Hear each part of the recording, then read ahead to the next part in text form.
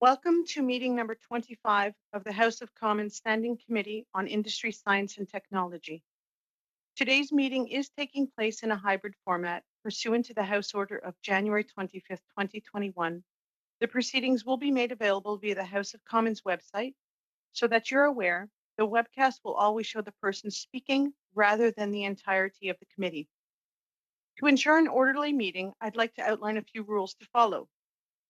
Members and witnesses may speak in the official language of their choice. Interpretation services are available for this meeting. You have the choice at the bottom of your screen of either Floor, English, or French. Please select the language of your choice. For members participating in person, proceed as you usually would when the whole committee is meeting in person in a committee room. Keep in mind the directives from the Board of Internal Economy regarding masking and health protocols. Before speaking, please wait until I recognize you by name. If you are on the Zoom video conference, please click on the microphone icon to unmute yourself.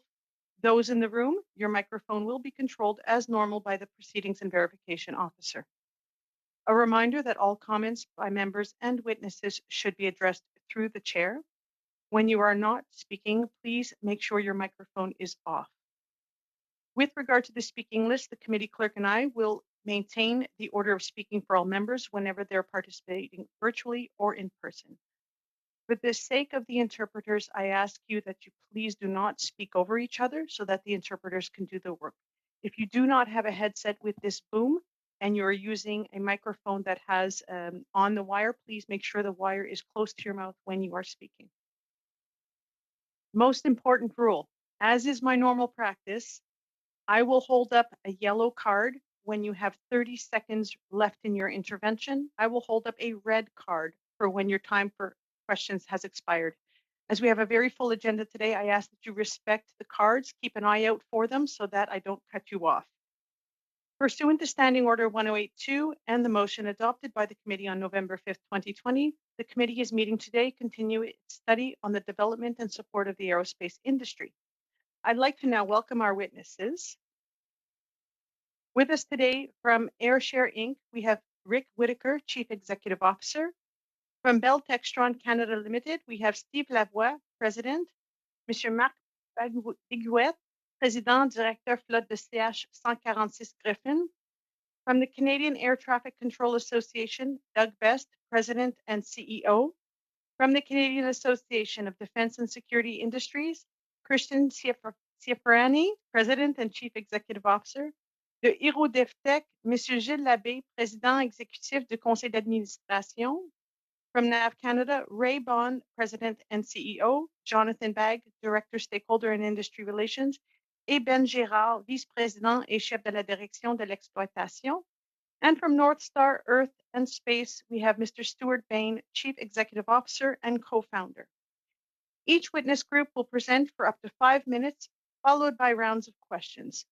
With that, we will begin with AirShare Inc. Mr. Whitaker, you have the floor for 5 minutes. Great. Thank you, Chairperson, and thank you to the committee for inviting me to participate in this important study on the aerospace sector. It truly is a privilege to share my perspective as an aerospace manufacturer and as a proud Canadian. By way of background, I'm the co-founder and CEO of AirShare Inc., a Canadian company headquartered here in Ottawa that makes safe and cost-effective systems to help manage airspace and small aerial drones as they become increasingly part of our daily lives. Our systems are used in aerospace, commercial, and defense applications. Our company has developed an airborne rocket-powered robot that is used to safely intercept drones that have gone off course or may have nefarious intent. Our Prime Minister helped coin our tagline in a meeting we had in 2019 as we described our interceptor as the world's friendliest guided missile, something that could have only originated in Canada. So I feel this study and this undertaking that this committee is engaging in is vitally important to Canada and near and dear to my heart. The input to the study I share today comes from a perspective of a small, innovative manufacturer of equipment in the aerospace sector. It will come as no surprise that the aerospace sector has been hit particularly hard by the pandemic, from reductions in air travel to disruptions in global supply chains. For our segment of the industry, drones and drone safety, There are no concerts, no large public gatherings, tournaments, or events that would typically use drones and require drone safety systems as a routine business. Suppliers of specialized components used in these systems have reduced their production, increased their cost, or have ceased operations altogether. So the impact has been broad-reaching throughout the entire sector. As a small company, we have had to react quickly. First, by working with our key suppliers to develop alternative approaches to maintain product continuity. Then we focused on the segments of the customer base that were still in business. And finally, we developed new technology and capabilities for a post-pandemic reality. We were grateful for the support we have received from the Canadian government thus far, utilizing the work sharing program, for instance, for our production staff, while our company funded the supplier, customer, and technology changes that were necessary to our ongoing survival. So in terms of recovery, the pandemic has created a great upheaval on a scale we've never seen. And while it's hard to see a silver lining, this does present an opportunity for Canada's aerospace sector, and in particular, for autonomous aerial vehicles and government to work together on recovering and reinventing. There are many measures that this committee may wish to consider. However, I'll just mention two in my opening remarks. First one is innovation. In a changing world, supporting innovation is even more critical. I've been honored to see Canada's innovation system grow and adapt over the past 25 years. We are now seeing a spectrum of support for innovation, starting from the lab and all the way up to market entry. There is lots to build on, and now more than ever, a lot more to do. Countries like the US have created a system which uses government needs as the market pull. We're now seeing that emerging in Canada with programs like Innovative Solutions Canada and the IDEAS program. The US innovation system, and in particular the Small Business Innovation Research Program, or SIBR, focuses heavily on government as the end user and even funds early stage projects that are intended to secure a government user as a first customer. Creating memoranda of understanding, matching funding with the private sector investors, leveraging departmental funding, and importantly, creating a pathway to large-scale procurement, up to $250 million using other transaction authorities. This program provides continuity with multi-year, multi-stage involvement as the technology, company, and customers progress. It would seem that some of these techniques could be applied to Canada's airspace sector. The second point I would like to make is regulation. Government can play a big role by creating sandboxes for the airspace development and testing that do not require complex regulatory approvals that are typically associated with commercial product introduction. It goes hand in hand with the innovation emphasis I mentioned previously. In order for Canada's airspace sector to recover, it must reinvent. From the perspective of our autonomous aerial vehicles manufacturing, this means testing new approaches safely and efficiently, and revisiting regulation in this regard would be most beneficial. We struggled with this aspect, having to fly across the country to get a few days of testing at an approved test site.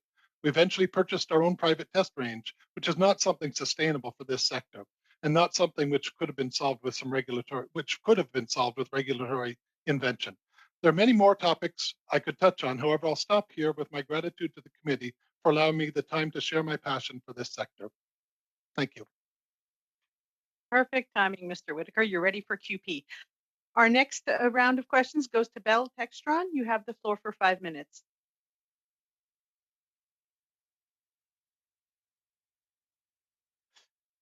Madame la Présidente, membres du comité, je vous remercie pour cette... Madam Chair, members of the committee, thank you for the opportunity to speak today on behalf of Bell Textron Canada, the leader in vertical lift technology and Canada's only helicopter manufacturer. So I'm pleased to share our vision for creating opportunities and well-paying jobs for men and women across the country in our industry. In Canada, the Bell journey began almost 60 years ago with the sale of the first commercial helicopter in Canada. In 1979, Canada left its first industrial footprint in Canada with the creation of Canada Service Centre in Calgary. Today, this site, among other things, is a supply and support to the largest fleet of aircraft at the Department of National Defence. This year, Bell is celebrating its 35th anniversary of the creation of its integrated commercial helicopter manufacturing centre in Mirabel, Quebec. We've built more than 5,200 aircraft.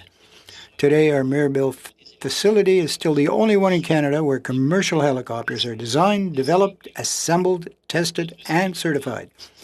Our Mirabel plant is thus a key industrial capability in this which is unique in Canada. Our success is based on a highly qualified workforce and a supply chain that goes 550 suppliers from the Atlantic to BC. Our support services are recognized as the best in the world. We employ directly more than 1,300 women and men in Canada and supports more than 62 other jobs in Canada.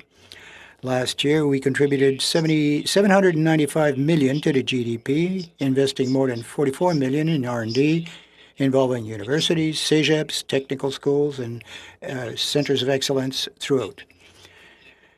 At the beginning of this work, witnesses have already reminded you of the importance to the industry of having skilled workforce, having support such as the CCC, EDC, NRC Innovation, the ISED Department, Transport Canada, and the Trade Commission services, and of course, a focus integrated industrial strategy. Canada must act quickly and decisively if it's to remain in the game internationally. Without losing sight of these important recommendations, Madam Chair and members of the committee, please remember that Canada needs a national procurement strategy. Currently, Canada does not have such to support its aerospace industry. The recommendations in the Emerson and Jenkins report have never been implemented. The Government of Canada needs to source its national security and defence-related products and services from home as a priority. Canada must also implement a procurement strategy based on Canadian content and support its industrial capacity, as is done in other countries in the world. This WISE committee is looking for solutions to support our industry. Well, this is one, and Canada could implement it now for the upcoming Air Force pilot training program. Members of the committee, I'm joined today by Marc Bigawet, Director of Canadian Forces Griffin Fleet, the maintenance program of the CAF. Prior to joining Bell, he had 37 years of experience within the military, holding positions such as Project Director for Major Acquisitions. He was Commander of the Canadian Helicopter Force in Afghanistan, Director of NATO Pilot Training in Canada, and more recently, Air Force Advisor to the Canadian High Commission in London. From 2013 to 17, he observed how European countries, particularly the UK, prioritize their domestic industry and capitalize on key capacities for defence and security procurement. Marc is now able to share how a close ally of Canada is able to bring together the prosperity side with the defence and security side to ensure an example which applies to the 8 to 12 billion Canadian procurement project of flying personnel training. In closing, Madam Chair, the aerospace industry needs two items: a focused strategy to maintain this inborn industry capacity and the acquisition policy of Buy Canadian. Thank you. Thank you, sir. Presentation is by Canadian Air Traffic Control Association. Mr. Best, you have the floor for 5 minutes. Thank you, Madam Chair and honorable members. On behalf of the Canadian Air Traffic Control Association, we truly appreciate the invitation and opportunity to appear before your committee this morning. CATC is a uniform local trade union representing now less than 1,800 air traffic controllers in Canada. Aviation safety and ensuring responsible working conditions for our members is our number one mission.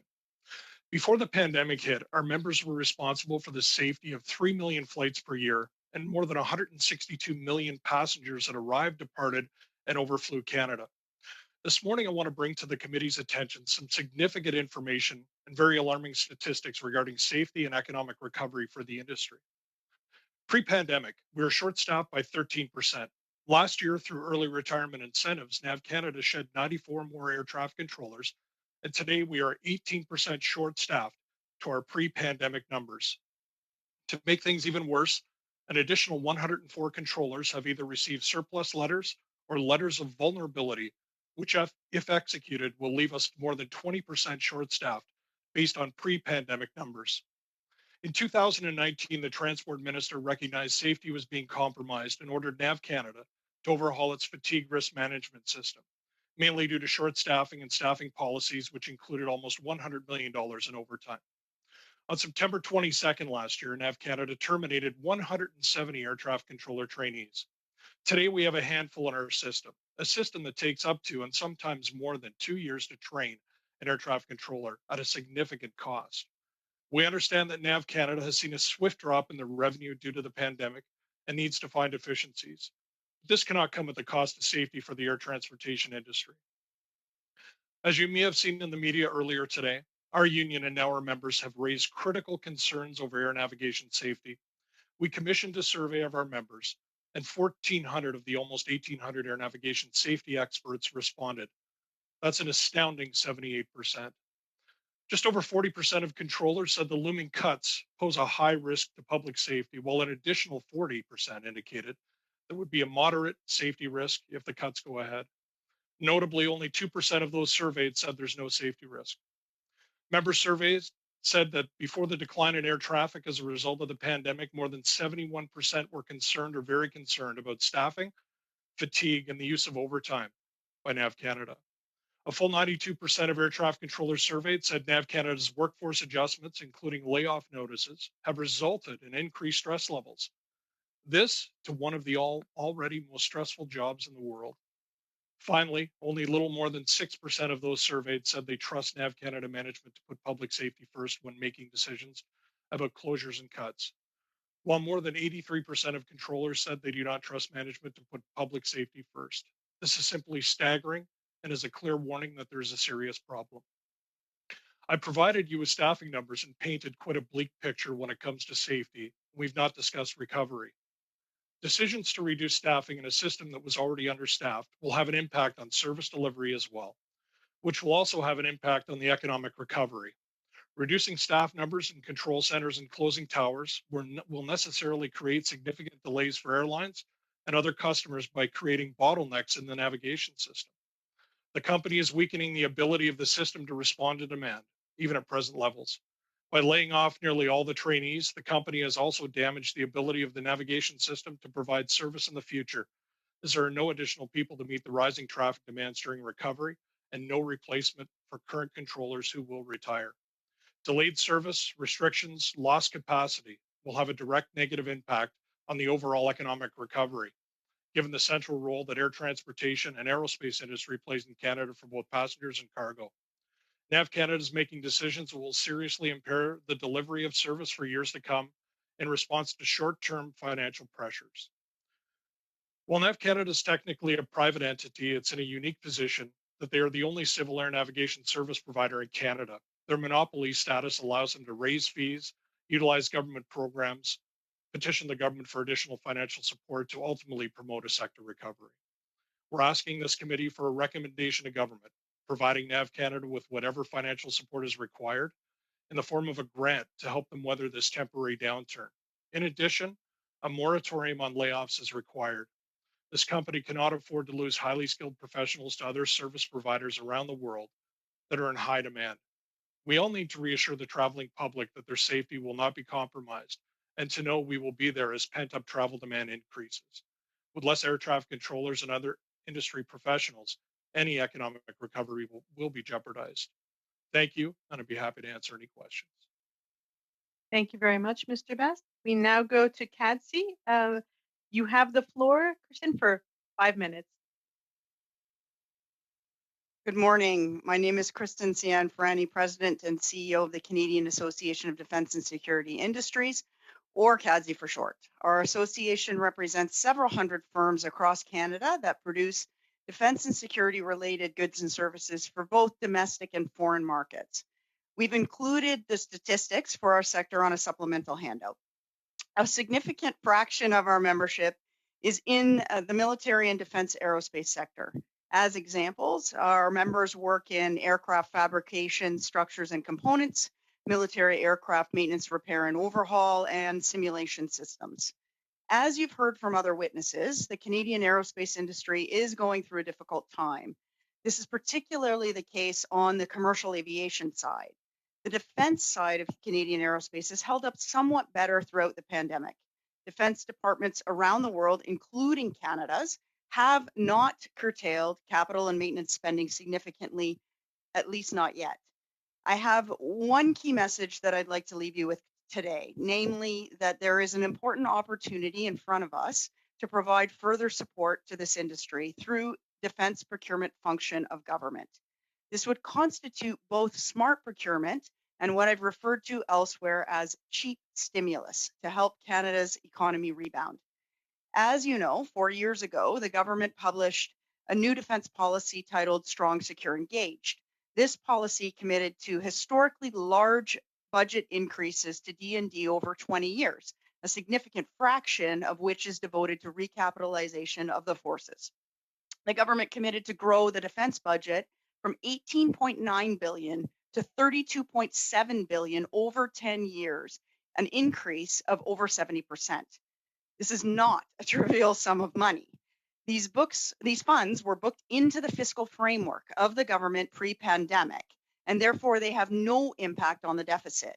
So let me be abundantly clear here. Unlike what you may have heard from other witnesses, this is not an ask for new money. In conjunction with SSE, the government's also published a document called the Defense Capabilities Blueprint. A cursory examination of this document reveals at least 40 aerospace procurements of various size and scope with cost estimates and timelines provided. We all know about the Future Fighter Capability Project, but this by no means is the only significant project the Royal Canadian Air Force has in its plans. I'll give you a few more examples.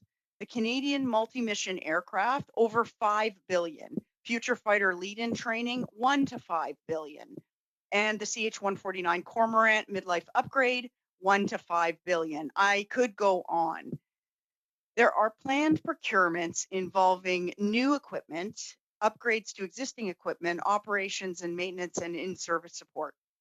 Canada's aerospace industry can and should play a major role in these acquisitions because it has the capabilities to do so.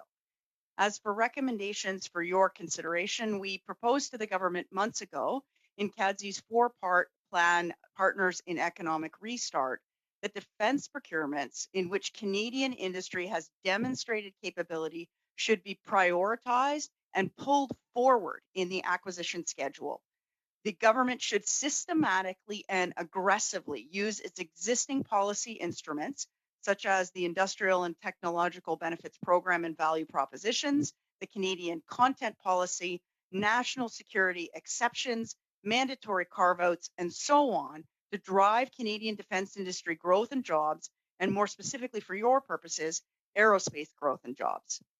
Now, critics of this approach will label it as protectionist. So be it. Though I would point out that defense trade is exempt from most international trade agreements, and all of our NATO allies are far more aggressive in favoring their domestic defense industries. We're proposing what I've called smart procurement combined with cheap stimulus, a way to drive employment and investment in the defense aerospace business with projects that are already on the government's books and budgeted for pre-COVID. It's a no-brainer. It's one key way to help the struggling Canadian defense aerospace industry and the aerospace industry. Thank you, and I look forward to your questions. Thank you very much. Notre prochain tour, c'est Hirou. Next, we have Eru DevTech with Mr. Gilles Labbé.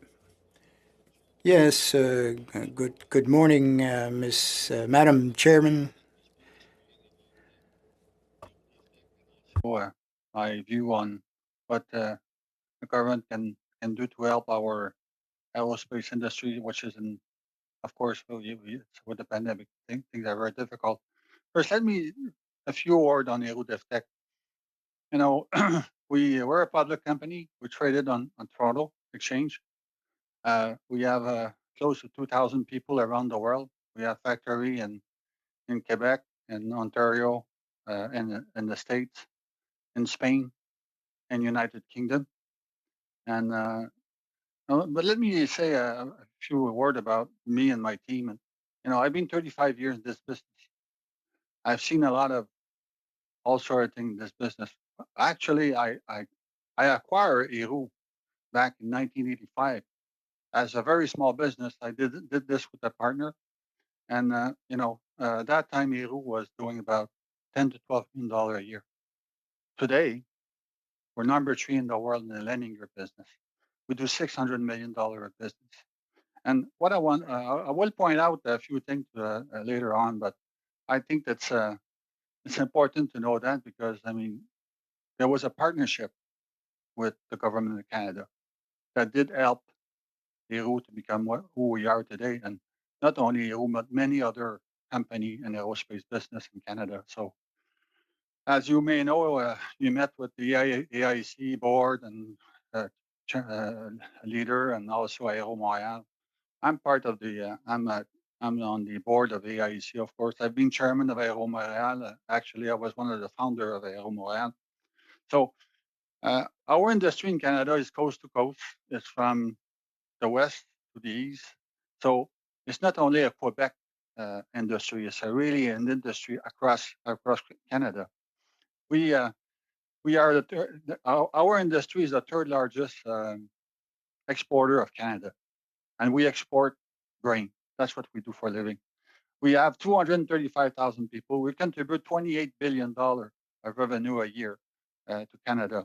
So I think it's, and the people that are employed, we employ are very well paid, over the average, about 10%. So I want to speak about the partnership that did exist with the government of Canada for a long time. As you may know, there was the DIP program back then, and then this was replaced by the TPC program, and then this was replaced by CD. So these programs, I mean, had a big impact on our industry over the last 40 years. Take an example of EUDEFTEC. EUDEFTEC back in '85 was $10 to $12 million, and we were making at the time mainly repairing C-130 landing gear for our Canadian Air Forces. We're building the CL-215 for Canadair, the water bomber, and the landing gear for the Twin Otter, the nose landing gear for Twin Otter. Today, look, I will just mention only airplanes that are in the fleet in Canada that we build, we design, build, and repair. The C-130 Hercules, the Chinook, the Cormorant, the Kingfisher, the Hawk, the Twin Otter, the Aurora, the Cyclone. None of this was there when I purchased the business. And I can go on and on like this because we have also commercial programs such as the 777. We build the 777 for Boeing directly. And you know, on the competition for the fighter, guess what? We build the F-18 landing gear on the EF main gear. We build complete Gripen landing gear for SAB, and we have many products on the F-35. So my point is that partnership has been broken. There's no more DIP, there's no more TPC, and there's no more CD program. I think if we really want to help the aerospace industry in a tough time, we need to go back to basic. What we need, very simple. We need a program, sectorial program for the aerospace, like we had in the past. If we have that, then we can develop technology, green technology, of course, more and more.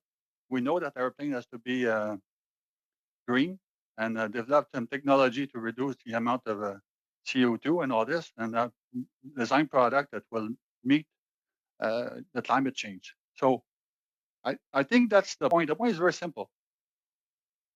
You have helped us build our industry. Look at the impact of these programs on my business, going from 12 million to 600 million and more soon. So that's my message. Thank you. Thank you all for your time. Merci beaucoup, Monsieur Labbé. We'll now turn to NAV Canada. Thank you, Mr. Labbé. 5 minutes. Good morning. I'd like to start by thanking the chair, vice chairs, and members of the Standing Committee on Industry, Science, and Technology for the invitation to appear here today. I am Ray Bond, President and CEO of NAV Canada. I'm joined today by Ben Gerard, VP and Chief of Operations, and Jonathan Bagg, Director, Stakeholder and Industry Relations. NAV Canada is responsible for the safe and efficient movement of aircraft in all Canadian-controlled airspace. NAV Canada's safety mandate is achieved primarily through the delivery of air traffic control and flight information services, the maintenance, update, and publishing of aeronautical information products, the reliable provision of communications, navigation, and surveillance infrastructure, and the 24/7 availability of advanced air traffic management systems. We are responsible for more than 18 million square kilometers of airspace from coast to coast to coast and reaching halfway across the North Atlantic.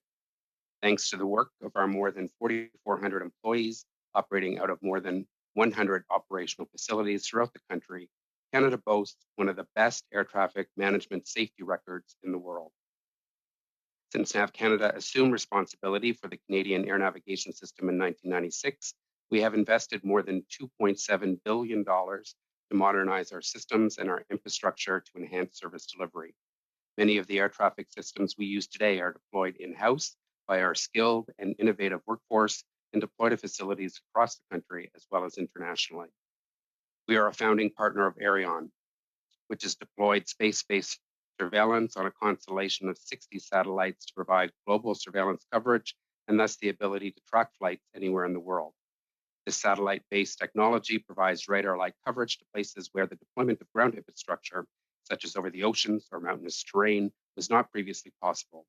Today, it is being used over the North Atlantic and domestically to enable more direct routings, resulting in enhanced situational awareness, significant fuel savings for operators, and the reductions of greenhouse gas emissions. We have also invested in Ottawa-based Sea-Ridge Technologies and their intelligent aviation camera technology that can fill line of sight gaps and is now featured in remote towers in several countries. The result of our investments and our employees' efforts are an air navigation service that is a global leader in operational safety and efficiency, an air navigation service that has been able to both develop and integrate emerging technologies, and an air navigation service that has helped reduce the environmental impacts of the industry. Even today, as we weather the severe consequences that COVID-19 has brought on the industry, we have an eye to the future. This is because many of the platforms we will be using in the near future are precisely those that will provide for increased resiliency and sustainability while allowing us to deploy services more flexibly and cost effectively in response to changes in demand and regional needs. For example, digital hub concepts will greatly reduce the cost of delivering the same or enhanced level of service to our customers and communities and support NAV Canada in ensuring equal or better safety. Financial assistance and investment from government, from industry as a whole, and for aviation infrastructure in particular, will certainly assist the aviation sector in both its recovery and its future resiliency, and also support a broader economic recovery. NAV Canada is also supportive of policies that support a safe restart. A responsible recovery in traffic will help the greatest positive effect on the entire supply chain and limit future burden on airlines and the air travelers they serve. NAV Canada is currently working to ensure that it has the right workforce, providing the right services in the right places to position the sector well for recovery. Every decision we make as an organization is made first in the context of safety. As part of the process for change, we have been listening to all stakeholders who directly and indirectly utilize our services and who pay our service charges. We are encouraged by the light at the end of the tunnel made possible by modern science through vaccination. We also know that despite a potential surge in demand for air travel due to pent-up demand, that a full recovery to 2019 air traffic levels is likely going to take several years to achieve. As a result, it is critical that the industry and government work together in lockstep to chart a course to the sector's recovery, but also for Canada's position in the global marketplace now and in the future. In this context, NAV Canada appreciates the opportunity to share our views as the committee undertakes its important study on the development and support of the aerospace industry. Thank you, Madam Chair, and I welcome questions from members of the committee. Thank you very much. And our last presentation is by North Star Earth and Space. Mr. Bain, you have the floor for 5 minutes. Merci, Madame la Présidente. Chers membres du comité, mon nom est... Thank you very much, Madam Chair. My name is Stuart Baines, and I'm the CEO and co-founder of North Star Sky and Earth. I'll speak to you today about a topic that may at first seem remote to the daily lives of Canadians, but is critical to our telecommunications, financial transactions, weather forecasting, automotive positioning, national security, and our ability to combat climate change. It is the protection, literally, of our space environment. At a time of unprecedented climate emergency on Earth, our planet's orbit is also in a precarious state, and traffic must quickly be managed in a more sustainable manner to avoid collisions and the creation of even more debris which threatens the satellites providing the services. And our economy.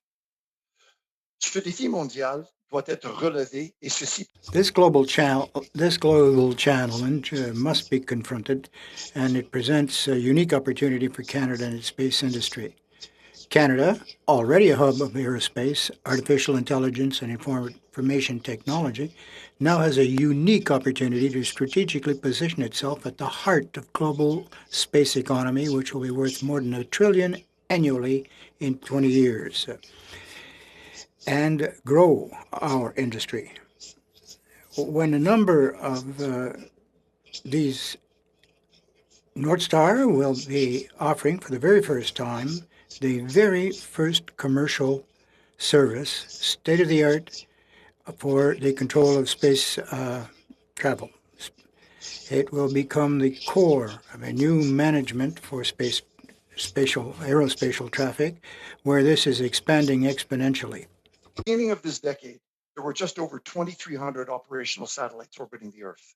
By the end of this decade, there will be over 100,000 operational satellites flying amongst millions of fragments of debris. NASA recently reported in January of this year that the most critical feature needed to preserve the near space environment is accurate tracking of space objects. With the support of the governments of Quebec and Canada, North Star has already demonstrated world-leading technology here in Montreal to address this concern. We must seize this economic opportunity to put Canadian innovation to work to protect our satellites, our astronauts, and to keep space safe and sustainable for everyone. Nous encourageons ce comité à considérer cette situation. We encourage the committee to consider this situation as an opportunity for Canada to take global leadership in the sustainable development of the space environment. Protecting space, our satellites, and our Canadian astronauts has become critical. This has become critical to make sure that the durability and sustainability of these areas is made sure using technology developed here in Canada.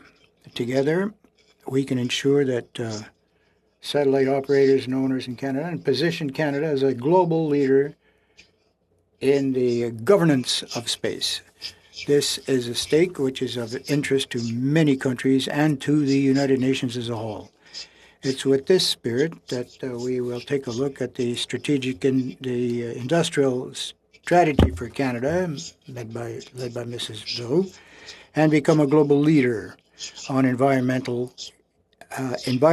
social, and governance issues. The Industrial Strategy Council also states that when the government is the first buyer of innovation technologies, our entrepreneurs can grow faster, create more jobs, and adopt an export orientation which is rather aggressive.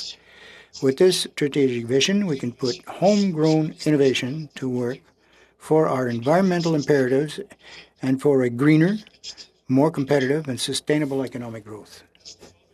Children, I'm reminded every day of the responsibility we all share to provide hope and ensure a sustainable environment for all future generations to come. À l'aube d'une relance économique qui se veut verte et durable. If we wish to have a green and sustainable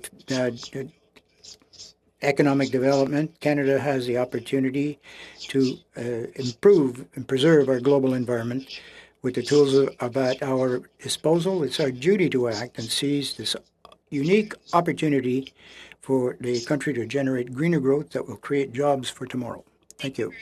And we'll now start our round of questions. Our first round of questions of 6 minutes we will start with MP Dreeshen. You have the floor for 6 minutes.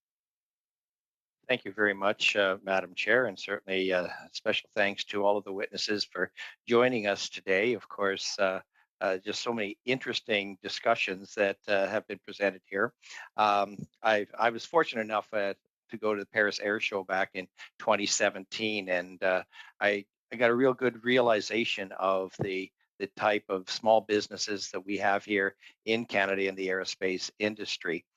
So that certainly opened up my eyes. And then, of course, taking a look at the military procurement side of things, I was on public accounts as we discussed the fighter jet analysis and issues that many of the companies that we've seen over the last few days would have had opportunities to be part of. So a lot of things that are there, and I think a lot of Canadians don't understand just how the aerospace industry is incorporated into the fabric of this country. My first question, though, I would like to address this to Bell Textron Canada, as I know that you have a presence in Calgary. I'm just wondering what the impact of government measures and the pandemic has had on your Calgary operations. As I understand, that facility is primarily responsible for sourcing materials for several Canadian forces bases here in Canada and overseas. And has there been substantial reductions or staff layoffs? And what is the general state for Bell Textron Canada in general? MP Direction, I would like to address your question. Marc Pigawet with Bell here. Obviously, a lot of the activities that happen inside our Calgary center belong to me, as looking after the Griffin fleet of Canadian forces. Very interestingly, there hasn't been a single layoff. We have actually grown our capacity in Calgary during the pandemic as a result of demands by the Ministry of National Defense.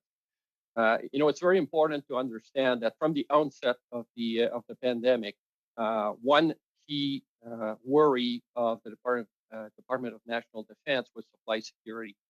And my answer to them from the onset was, if the borders were closed completely, and if we continued to fly this fleet at its current rate, you would see no impact for a period of 3 months on your normal operations, and we could probably sustain that fleet, with very marginal impact for the next 9 months.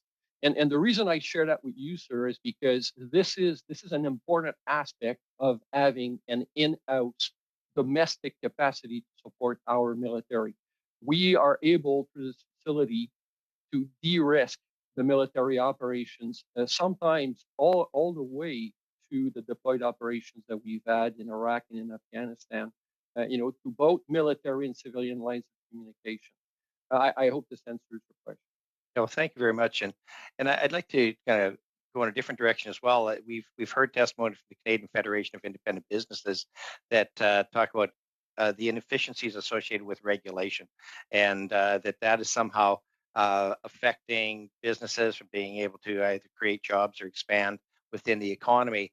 So, and again, to Bell Textron, and I'm just curious when we hear about regulatory concerns or regulatory issues that make you that change the competitiveness that we have with other countries.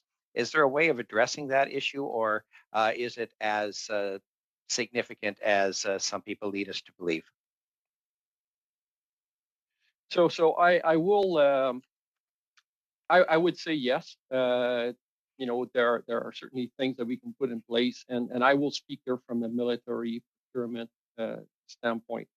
However, in order to understand those mechanisms, I would certainly have to explain, the difference between what our allies do and what we do in Canada, and I think it's a very important distinction, and we have to understand the key motivation of our allies. So if you would allow me, I will share some aspects of it with you.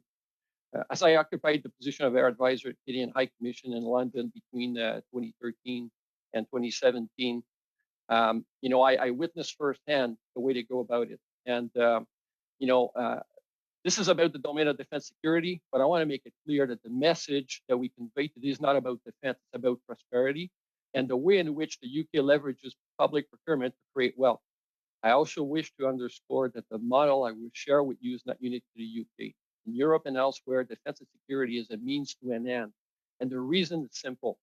The defense is the largest user of public funds and therefore a gold mine when it comes to leveraging the aerospace sector. And I think that Kristen Cianfrani made that very clear earlier. Our allies have realized it and they are capitalizing on this, mainly.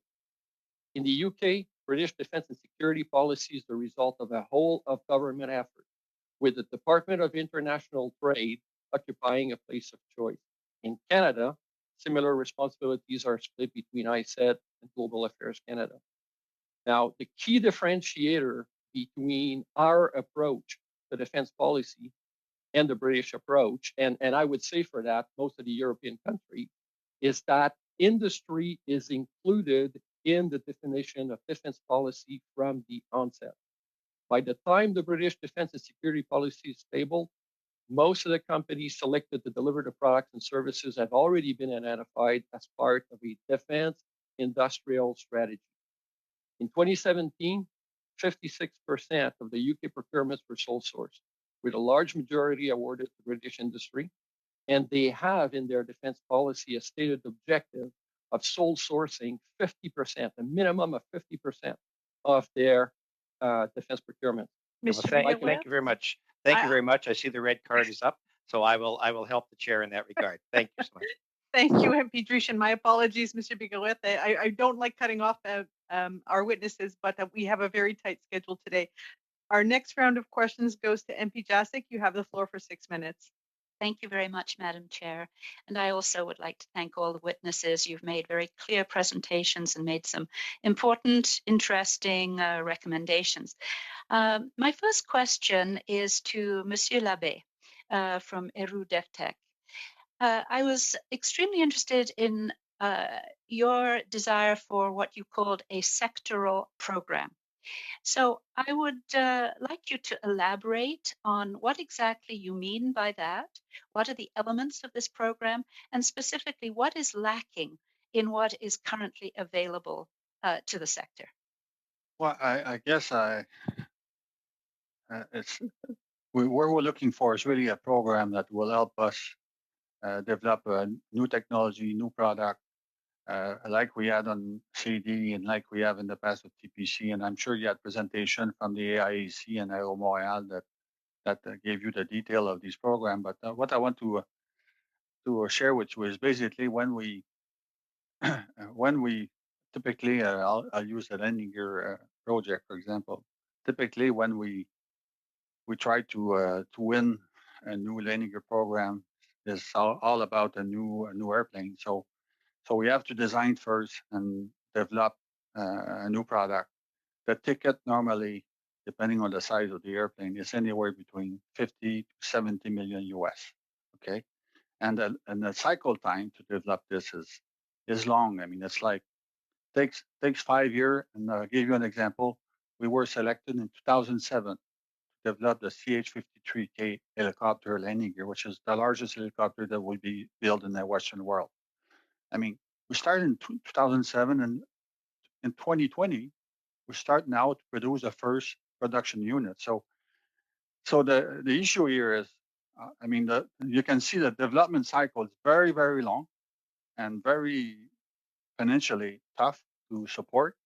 And if we have no support from the Canadian government to support us like we had in the past, I mean, we will not win these programs. And so these program will go somewhere else. And I mean, let's just finish, Elena. I mean, when I started, you know how many engineer I had, design engineer I had? 0. You know how many I have today? 200.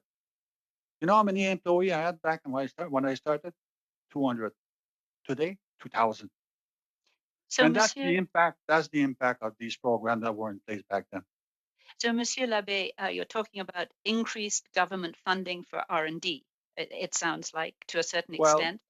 Yes, Is there it's a program some similar that we had in the past. Yes. So, and is there anything else related to training? You mentioned the number of engineers, etc. Is there any other aspect specifically that's possible for government to assist you? That you mentioned timelines. Is there some regulatory issue, something that you can point to that could be changed?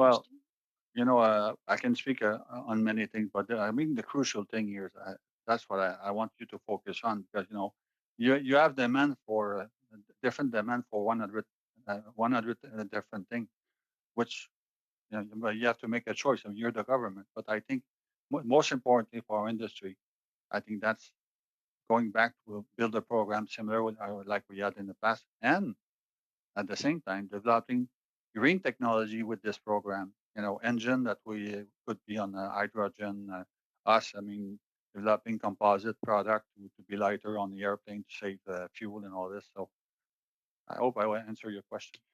Thank you. Now, I'd like to turn to the Canadian Air Traffic Control Association and NAV Canada. Good to see you again. I am a member of the Transport, Infrastructure and Communities Committee, and you certainly made very similar points.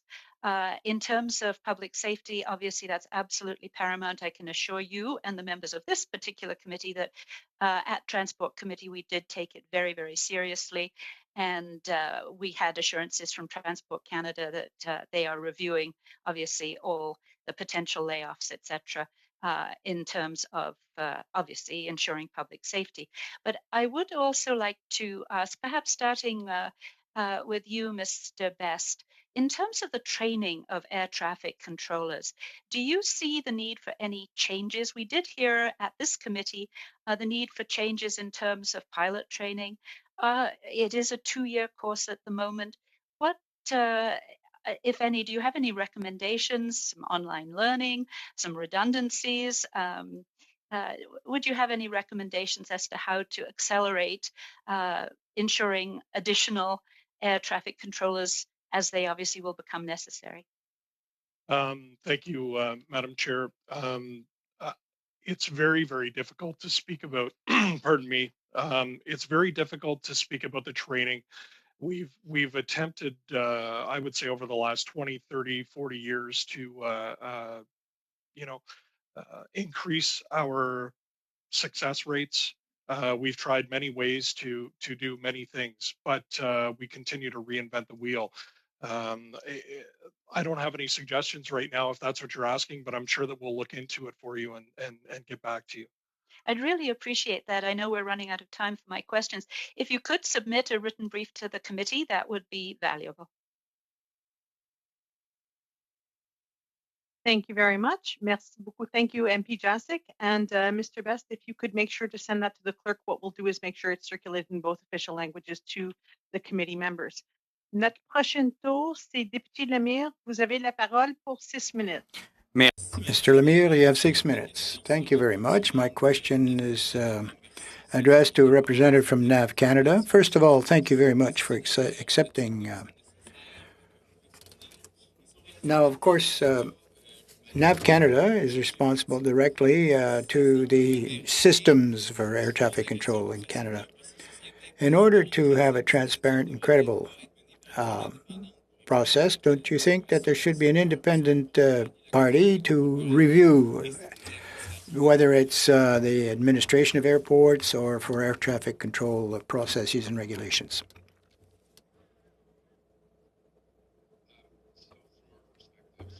Believe that we have the appropriate consultation with all stakeholders in terms of system development at Air Canada, at NAV Canada, with our largest customers and other stakeholders, and will continue to do so.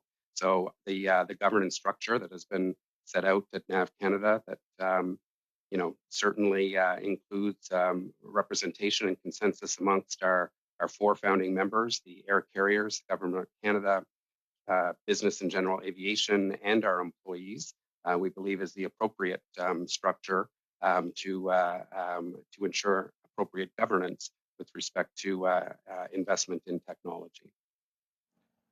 If I may add as well to this, just to clarify as well that the aeronautical study process, when we complete an aeronautical study, there is an independent review by Transport Canada, which is our safety regulator. So nothing is implemented until our safety regulator has reviewed and approved any aeronautical study. Merci. Selon un sondage. Thank you.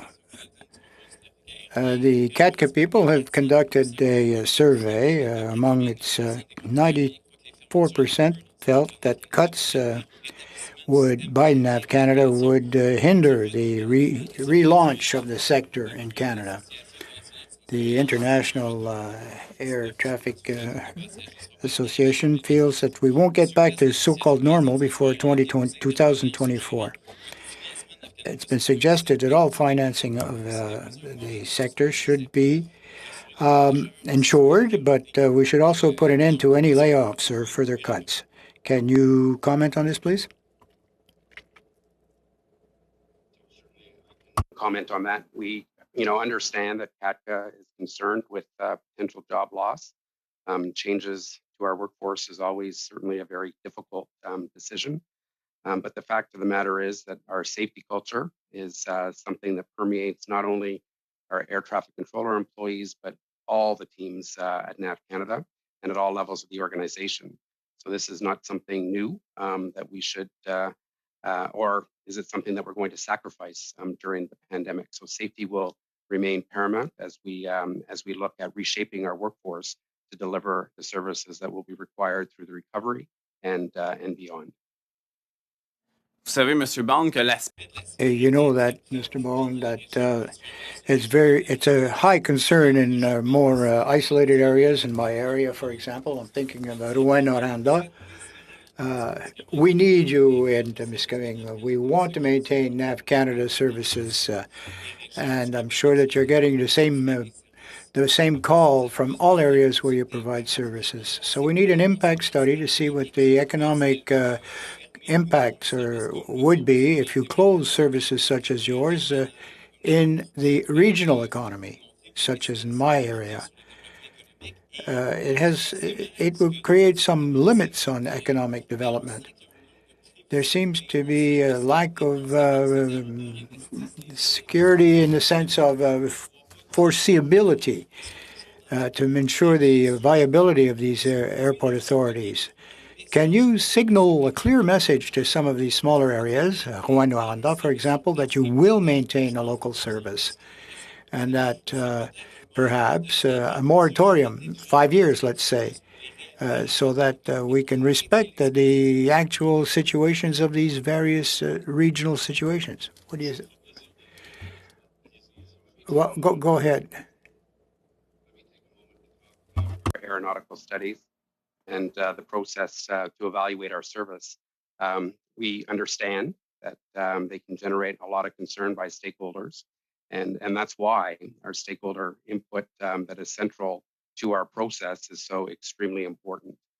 In order to further support awareness and effective input from our stakeholders, I want to let the committee know that we will be adding an additional step to our process to communicate our findings and allow stakeholders to make representations in regards to specific recommendations.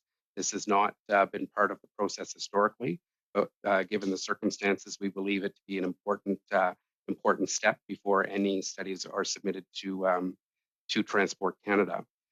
We also know that there's been a fair bit of narrative, if you will, by some stakeholders that our outcomes are predetermined.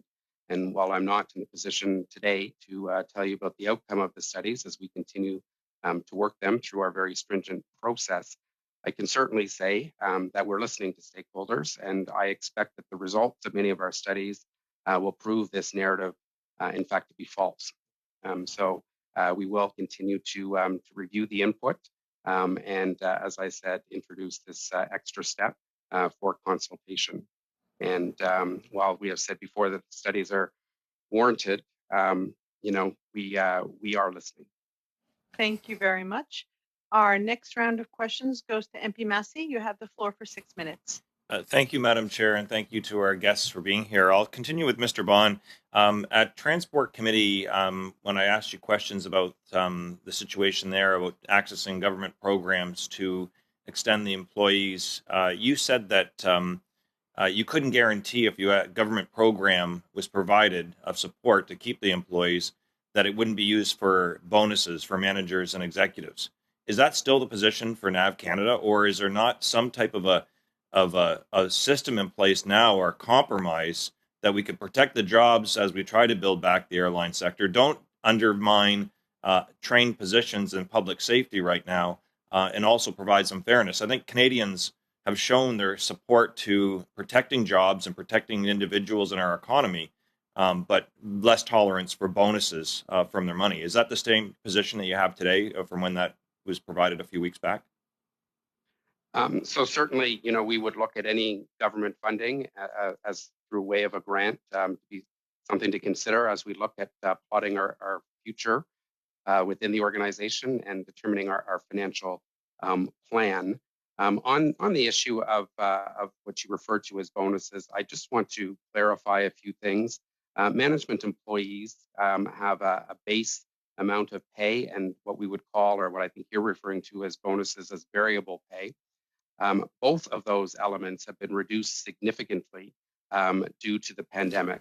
So management regular pay has been reduced by up to 20%, depending on the level of the That wasn't. I'm sorry, I have limited time. That wasn't my question. I mean, the bottom, like, you didn't pay out as much bonuses. Is basically at the end of the day is what it really is, and I appreciate that. And go back to that testimony if you want. But I guess I'm going to go to Mr. Best.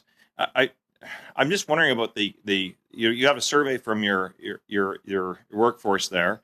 How long is it? So what I've done is I proposed a bill on Tuesday in the House of Commons. It was tabled to allow the minister to suspend the NAV Canada studies.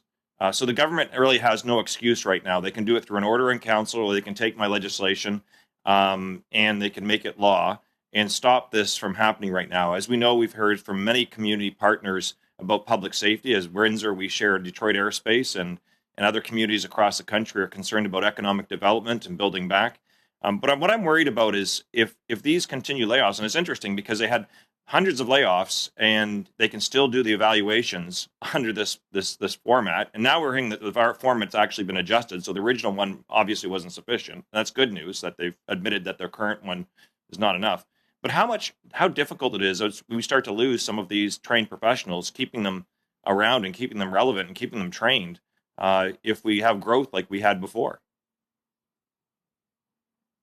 Thank you, Madam Chair. Mr. Massey, it's I can't stress the fact that layoffs, service reduction go hand in hand.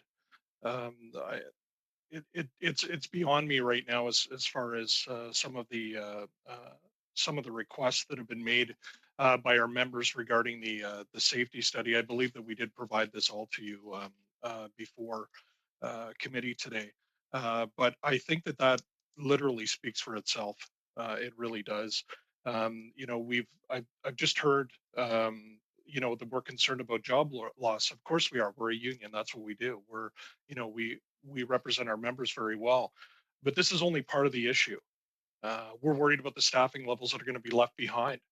Currently we're 18% short of our pre-pandemic numbers, and when we go to an economic recovery, we all know that there's pent-up demand. We can all, crystal ball or look into the future of where air travel will be in the aerospace industry, but nobody knows. We're hearing from NAV Canada that it could be 3, 4, 5 years.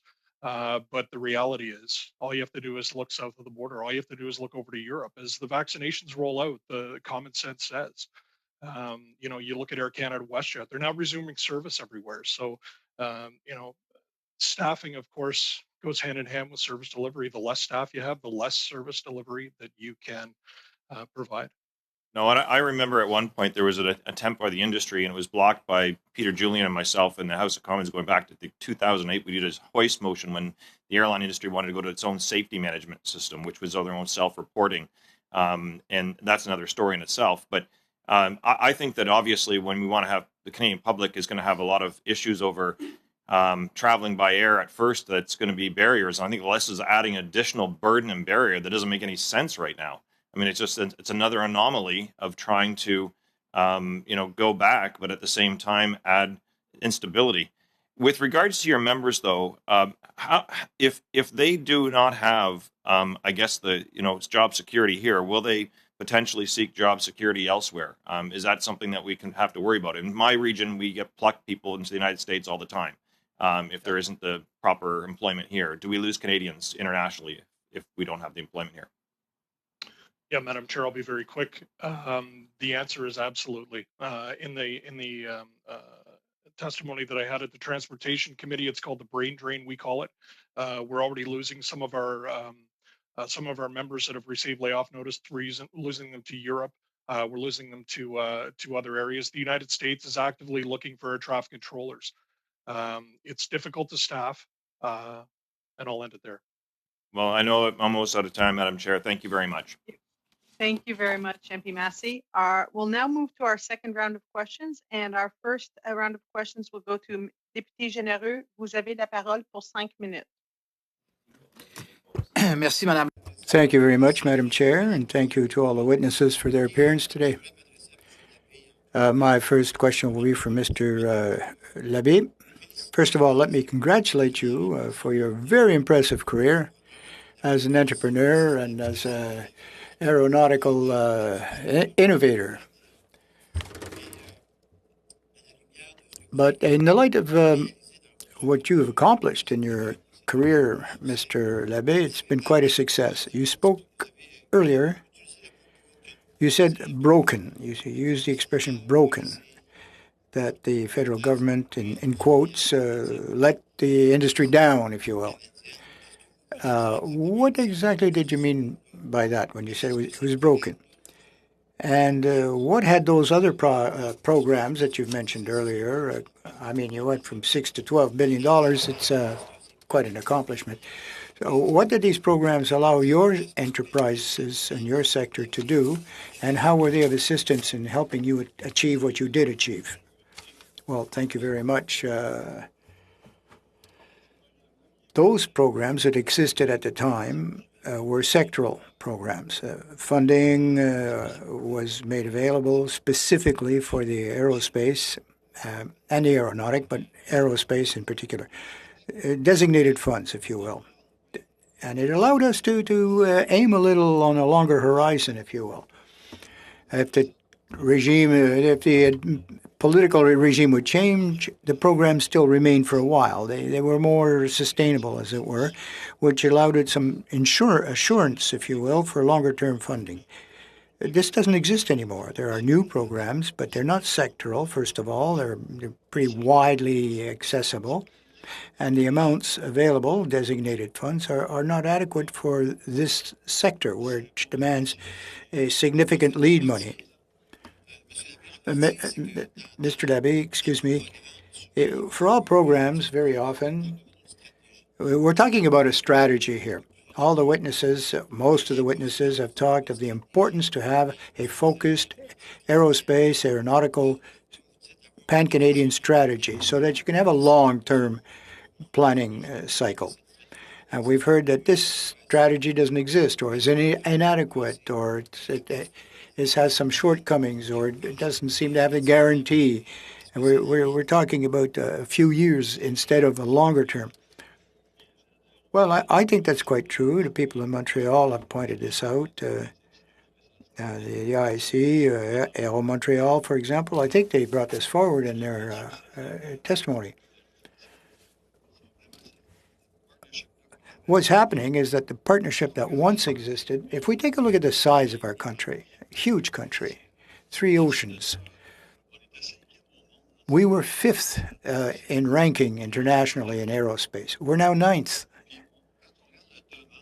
And if we take a look at demand, Canadian and domestic demand for components or for the planes themselves, defense or civilian commercial aircraft, well, the domestic demand isn't enough. We can't manufacture on enough scale to ensure export.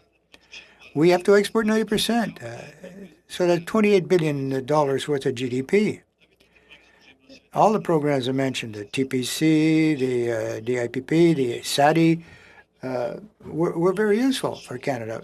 But we're the only source for Lockheed Martin on certain products. Each aircraft at Lockheed Martin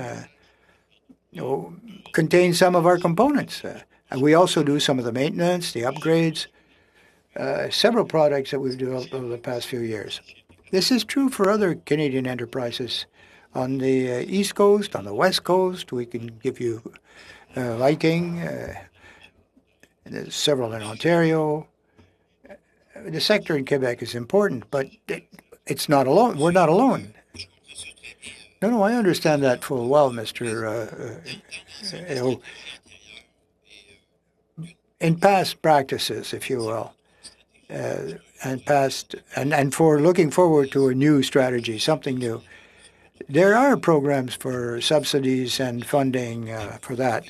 And there's loans, of course, but there's also some that are, policy is pretty good. It's pretty wide. The vision is quite large. Well, I think the products that we'll have to develop in future, we'll have to develop it in a context of climate change, in anticipation of new innovative products, that we can be flexible enough to respond to whatever the needs may be at the time.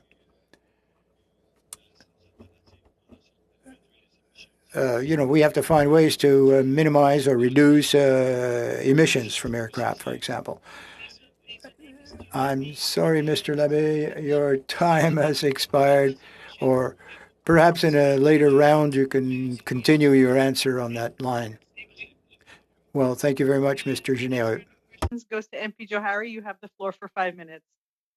Thank you, Madam Chair, and once again, thank you to all the witnesses for providing quite informative input into our study. I'd like to start with Mr. Bain. And Mr. Bain, back in November 24th of 2020, CSA announced that your company has been selected as part of the Smart Earth initiative for a project to advance the state-of-the-art multi-source data fusion and apply machine learning technology to map Canada environmentally critical wetland areas. Well, I'd like to get an input from you. Can you share with us what the scope of this project is, and how is it balancing, in your opinion, the support for the aerospace industry, the support for R&D, and the support for environmental initiative, which is the forefront of our government platform?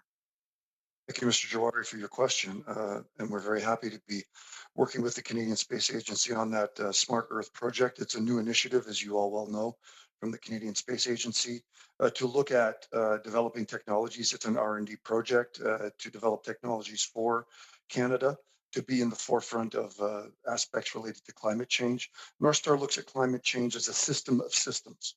Climate change is an easy, quick two-word phrase, climate change. It's thousands of things happening at the same time. The founders of North Star are Americans. I convinced them as the token Canadian to put the head office here in Canada, in Montreal, because climate change is a global problem that needs to come and have services from a trusted nation when you're providing information. What we do with the Canadian Space Agency in this context is North Star uses satellites, but is first and foremost a software algorithm company. One of the quotes I heard recently was that the future of space belongs to the company that can generate the most data and process it in real time.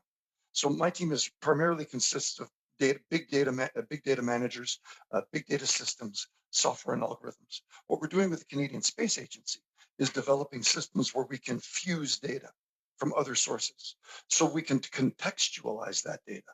It's not raw data coming from a satellite that requires a PhD in hyperspectral imagery and $1 million worth of equipment in your office so that you can understand in a week and a half what just came down from a satellite. It's immediate so that you can have an app on your phone so that you could say, I want to monitor the environment in near real time. Our concept is billions of users working to help change the planet. And our go phrase is empowering humanity to preserve our planet. So this is a very important step, working with the Canadian Space Agency. It's R&D. It's not the long term. The long term is you want to be able to sell these services. And a lot of my colleagues have talked about how, smart or cheap stimulus. Mr. Whitaker referred to the OT process in the States. It needs to go to the next step. Thank you. Next, I'd like to go quickly to Katsi and Madam Sienta Farani. You highlighted, you recommended four pillars in your or four-part plan. I was looking at your website, and as part of the path forward or a path forward, you had made, or your organization had made, about 9 recommendations. You specifically talked, when it came to defense procurement, you specifically talked about pull forward and accelerate some of the projects with the federal government around defense. Can you expand on that, please? Well, thank you for the question. Uh, like I mentioned, there's a very long shopping list of programs in the Defense Capabilities Blueprint. Essentially, that is what the Canadian Forces intend to buy across Army, Navy, Air Force, space systems, you name it, over the next 20 years. Largely, the capital acquisitions is in the next 10 years. And there are some hundreds of programs on the books for them to make acquisitions in.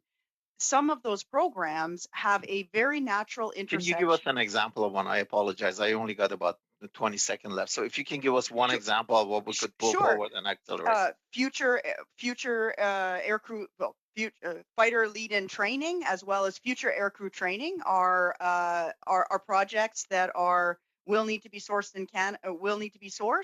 They could be pulled forward in the acquisition schedule to start them as quickly as possible. And we have Canadian companies that are key industrial capabilities in those areas. So there are two projects just off the top of my mind that could be pulled forward or could be accelerated. Okay, thank you. And thank you, Madam Chair. Thank you very much. Notre prochain tour, c'est député Lemire. Vous avez la parole pour 2 minutes et demie. You have a few minutes, Deputy Lemire. Thank you. I'd like to continue with Mr. Baum. We've become the second most important airport in Quebec. Rwanda has been asking your assistant has been calling on you, and the silence is deafening. The technology is creating a lot of insecurity on behalf of the traveling public. If we take a look at the approaches to landing strips, etc., and the COVID to which comes into play. Also, night flights. Someone has to be there, medical services for communities, indigenous communities in the north in case of a medical crisis. Is there any way we can arrange a meeting, perhaps, with the Rwanda, myself, yourself, and for discussion on what some of these issues are for isolated communities and indigenous communities as well, to make sure maintain services in Rwanda, essentially. To have such a discussion, so please reach out.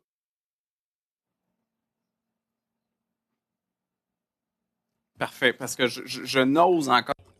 All right. Your service is absolutely essential, and it's in high demand.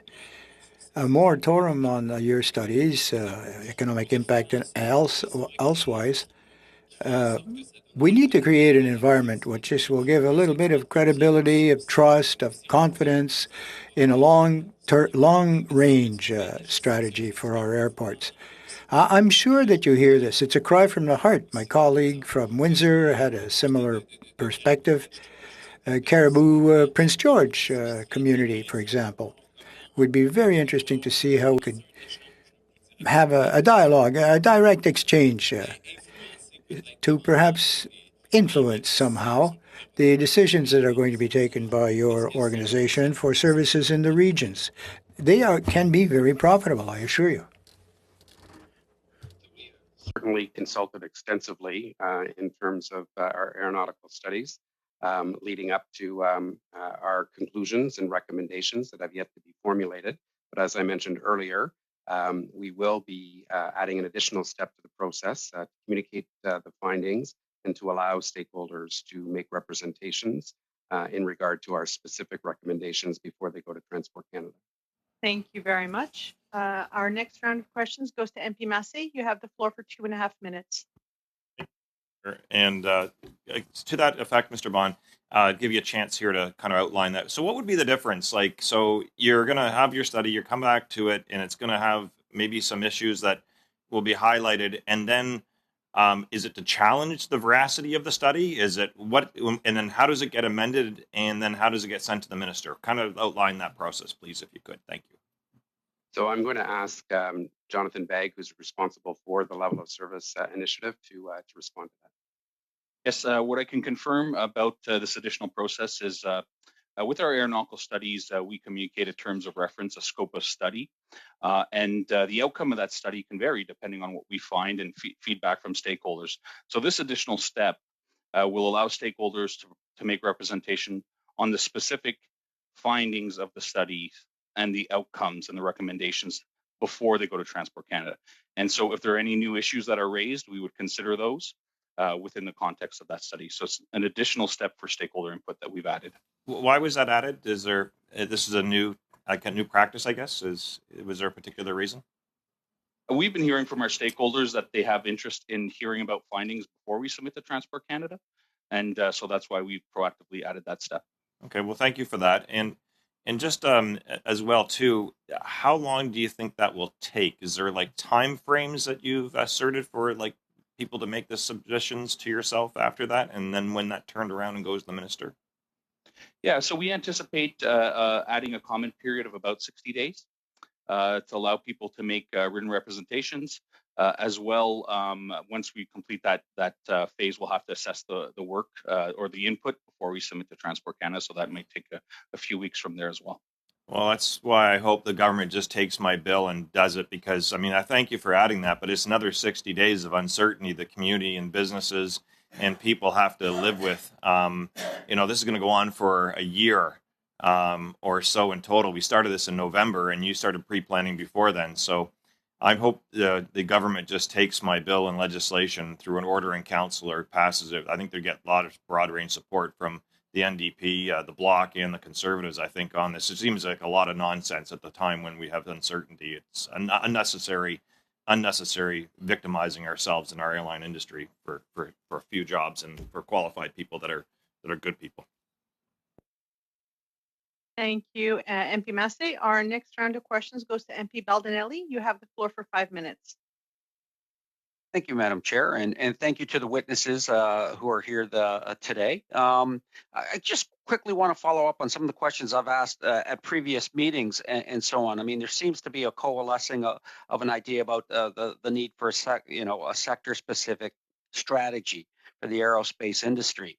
And I've asked previous witnesses in terms of the needs for the retention, the retraining, and the recruitment of the workforce and that need. I mean, previous witness said there's probably going to be a need for 55,000 employees in the sector by 2025. And one witness had mentioned about a loss of about 33% of her workforce.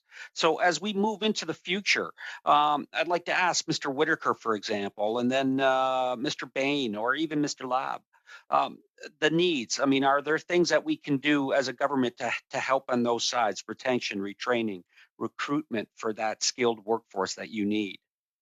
Well, MPA Baldinelli, thank you very much for that question. Absolutely, there's stuff the government can do to both retain and retrain. So the brain drain is something that has always been going on. And one of the things that is at this particular point in time perpetuating that is the programs that exist in other countries that could be redone. I think one of our witnesses talked this morning about continuity. These programs are particularly long-term and they're very expensive. Unique to this sector versus other sectors. So being able to have a program which allows employees to have certainty going forward in their companies, in their technologies, in the programs they participate in is really important. And so that touches the retraining and retention, touches primarily on innovation and innovation support programs. And so we've heard multiple witnesses talk about long-term, some of them are 8 years long. The one we're in is 5 years long. Keeping an employee in uncertain times is difficult for a company to do on their own. There is a silver lining. I think Christian talked about this one well. Defense procurement, we're very, very thankful for defense procurement because that's kept us alive. The commercial market completely disappeared on us. And thank God for the defense sector because it kept us alive. So those are things, leveraging those programs will help us retain those employees. The retraining bit, I can't speak so much, but what I do know is that we're creating safety systems for autonomous vehicles, which will ease somewhat a little bit of the burden on air traffic controllers. It's not going to solve the issues that have been talked about this morning, but it should lessen the impact as you're now starting to introduce new things like drones into the airspace and having air traffic controllers having to deal with them as well as everything else. So those are two. I'll stop there, but those are two kind of big themes that that I would share with this committee on that question. Thank you. Is there anything you would like to add, Mr. Bain or Mr. Lab, to that? Go ahead, Joe. Thank you.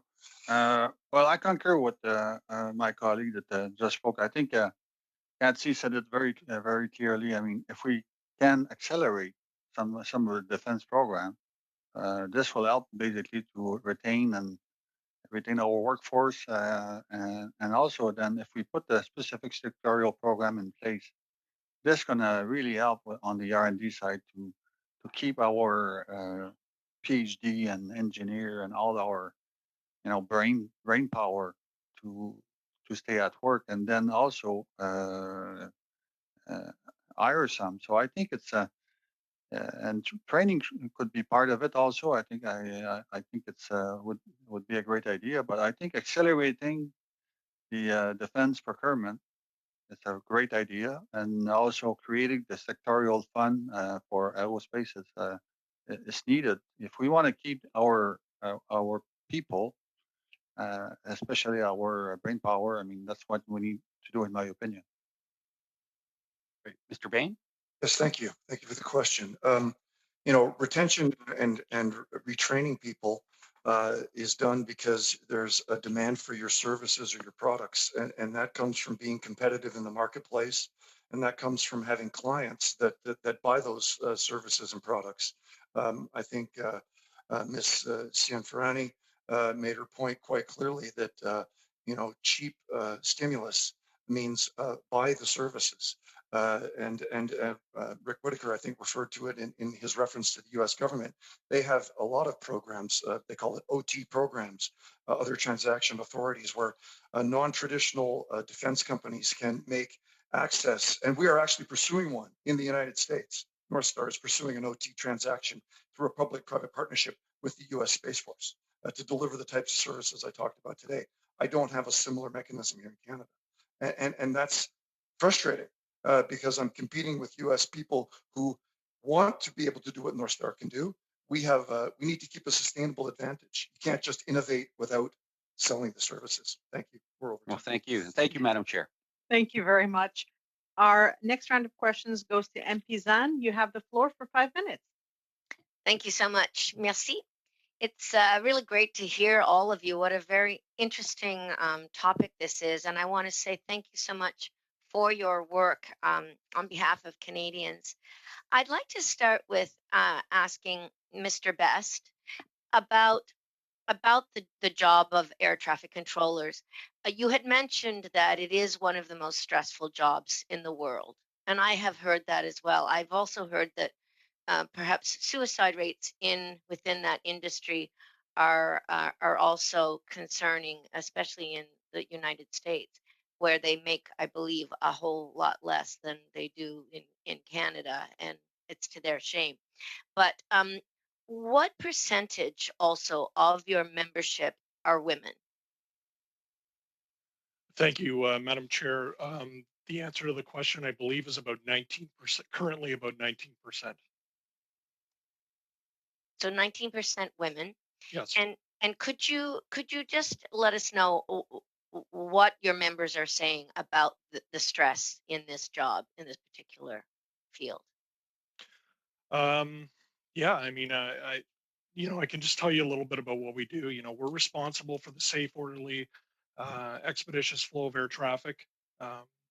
We're stationed in area control centers and control towers. We monitor aircraft, obviously, position, speed, altitude in their assigned airspace, visually and by radar. We give directions to pilots by radio. The position of an air traffic controller is one that requires highly specialized knowledge, skills, and abilities. We have to apply separation rules to keep aircraft at safe distance from each other in their area of responsibility. And we move all aircraft safely and efficiently through their assigned sector of airspace, as well as on the ground. We have a large responsibility while on duty, and we make countless real-time decisions on a daily basis. I think that this is the big one. And, we're constantly regarded around the world as one of the most mentally challenging careers, and it's notoriously high stressed. Yeah, because I would imagine they feel so much responsibility for lives. Thank you for that. I wanted to also ask earlier this month, a representative from the Aerospace Industries Association of Canada testified to this committee that the aerospace industry exists in a fierce, globally competitive marketplace. And because of this global competition, Canada would risk losing jobs and expertise to other countries in which the aerospace industry is recovering at a faster pace. Um, I'd like to ask both Mr. Best and also Mr. Bone, um, do you share these concerns? And how can the federal government help retain expertise and employment in this industry in the short and longer terms, particularly if indeed there are any layoffs planned? Thank you, Madam Chair. I'll step up first in front of Mr. Bond.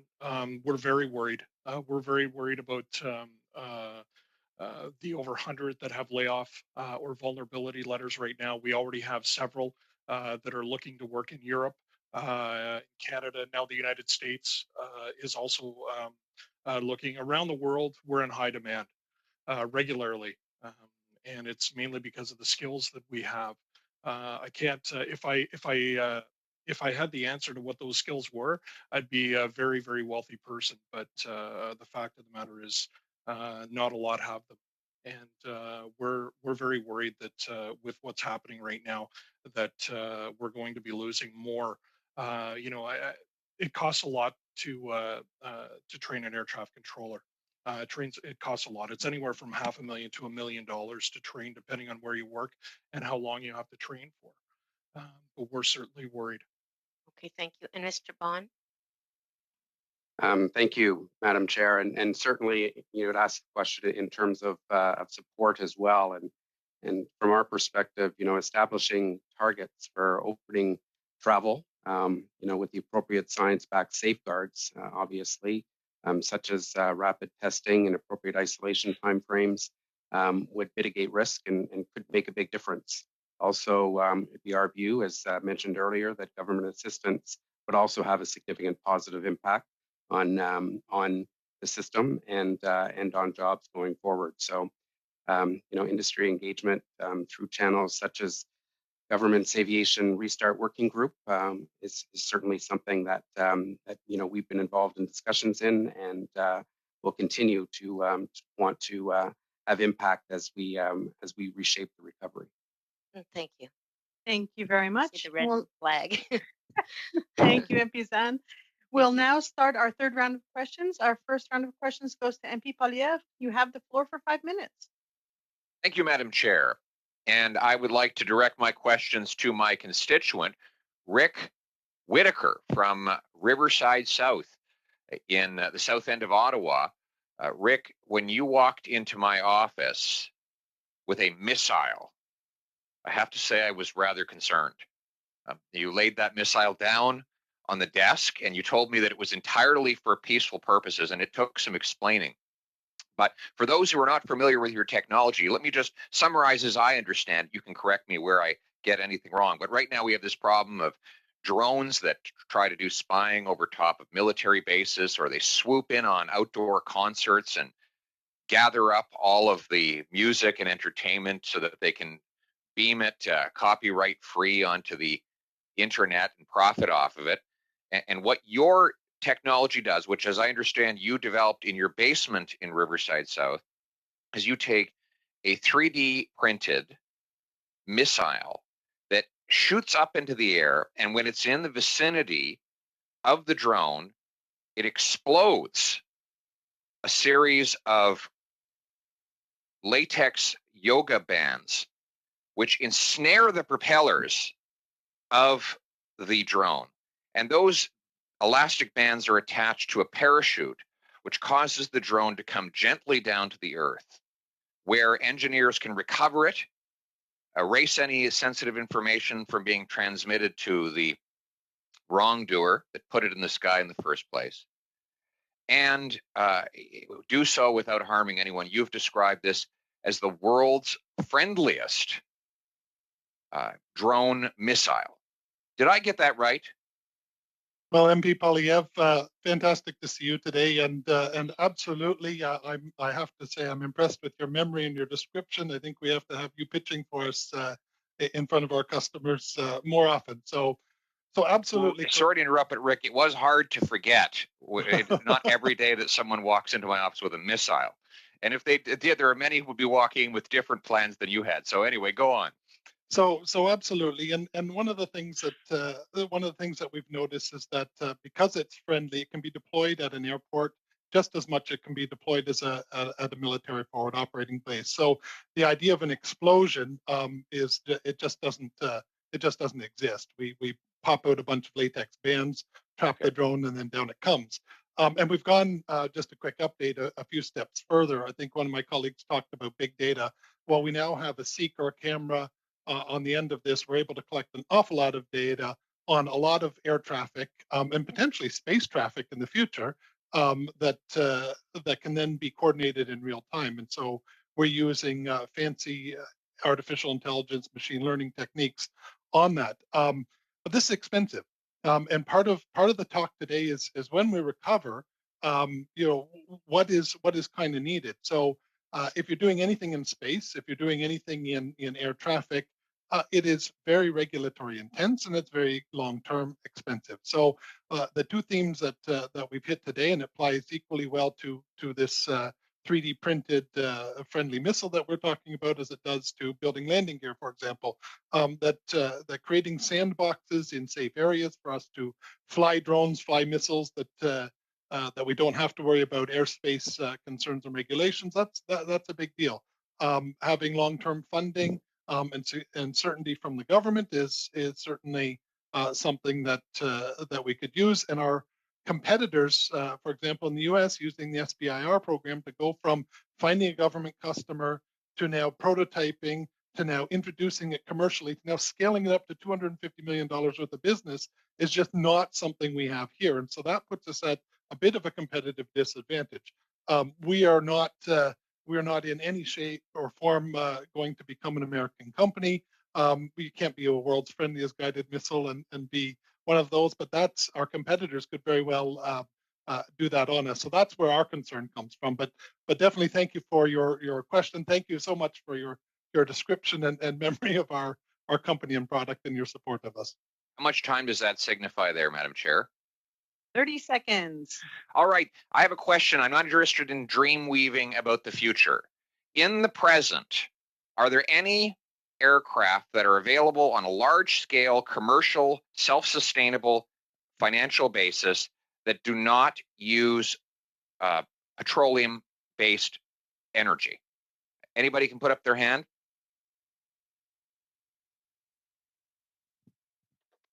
Okay. Well, the answer Monsieur is no. Labbé, très vite. Yes. The answer is no, but Monsieur Labbé, quickly. And some other Pratt & Whitney as a project, also Pratt & Whitney Canada as a project on that. Thank you, Mr. Labbé. And if I could just conclude, Madam Chair, I just find it very interesting that all the people who want to block our energy sector in Parliament are simultaneously seeking more subsidies for an industry that uses petroleum, exclusively petroleum as its energy source. Thank you. Thank you very much, MP Polyev. Our next round of questions goes to to MP Erskine-Smith. You have the floor for 5 minutes. Thanks very much, Madam Chair. I took, by the way, from my colleague's comments just now that he must mean that we are, when we do potentially bail out the air sector, we would put climate conditions as it relates to that bailout. I would agree with that, of course. I wanted to ask, I have a small, really a handful of constituents, I would say, who are passionate. They write letters to my local paper, they write letters to me, and they occasionally protest in really the friendliest way possible outside of MP offices here in the East End of Toronto. I don't agree with them all the time, but they are lovely human beings. And they raise concerns about the $19 billion proposed acquisition of fighter jets to say this is not the best placed investment, and there are competing priorities, and this isn't going to assist with our national security fundamentally from a Canadian perspective. I wonder if there's anyone here on the panel who would assist me in answering those constituents. I can answer that question. That would be great. Well, I think just the Canadian Armed Forces is part of Canada's national security. We have a massive country. We are a fundamental NORAD partner, so we have responsibilities with the Americans to look after our northern, their what they would consider to be their northern territory from any incursions coming out of anywhere from China or Russia over the North Pole. That is our fundamental responsibility with our American partners. And to do that, we need assets such as fighter aircraft. While Canadians may not feel these kinds of threats happening because it does not happen to us on a daily basis, I think our armed forces would say that they are very real and that we have very real responsibilities with our partners to the south to make sure that our borders and by extension, their borders are very well protected, not to mention our responsibilities with NATO and our other allied partners. So I think I would just leave it at that, that it is an asset. Fighter jets are an asset that are critical to not only Canada's national security, but to the national security or the security of the United States via the Northern Territories that we are responsible for. And just as a follow-up, I appreciate that answer. Just as a follow-up, when we look at increasing spending on defense, and $19 billion, to my knowledge, is the second largest procurement of the Canadian government in its history as it relates to defense. And in your view, is that the best place, I suppose, for a defense procurement of that size? If we want to support Canadians' strategic defense objectives, is $19 billion towards fighter jets really the priority that the government has made it out to be? Well, the truth of the matter is, I can't make that assessment as to where the priority for the Canadian Forces is. They need to look at all the requests that are being made of them from our strategic partners, from our close allies in the United States, and our own national security aspirations. And then they need to assess what kind of budget they need, as well as what kind of assets they need to support our ambitions. So is it the right amount? I'm not the individual to be able to make that call. It is indeed the Canadian Forces, and then that has to be done obviously in the context of what the government or what the country can afford. I do think we have to be mindful of the fact that Canada has not recapitalized its armed forces since the 1950s. So our equipment, and you can tell your constituents, they certainly don't like it when our snowbirds fall out of the sky and our people die. And that is the reality of not recapitalizing over a very long period of time, which is that our equipment gets old, our equipment needs to be refurbished, and it needs to be made coherent with the kinds of conflicts, wars, and defense that we need today as a nation, and that our allies are also providing around the world as we participate in these coalition contributions. I think that latter point is a really good one, insofar as when we do see such a significant proposal on the table for a federal expenditure, that it be consistent with federal objectives, be consistent with our actual defense and security needs as far as it goes. I think I'm out of time, but it would be useful to know if anyone wants to weigh in later, just as it relates to how that proposal, as it relates to procurement, would potentially support the aerospace sector in a broader way. Unfortunately, you're out of time, so hopefully we'll get back to that. Notre prochain tour, c'est député Lemire. Vous avez 2 minutes et demie. Mr. Lemire, you have 2.5 minutes. Thank you very much. My question is for Mr. West. What do you think of the responses that we received from NAV Canada today, and how do they fit in with your concerns?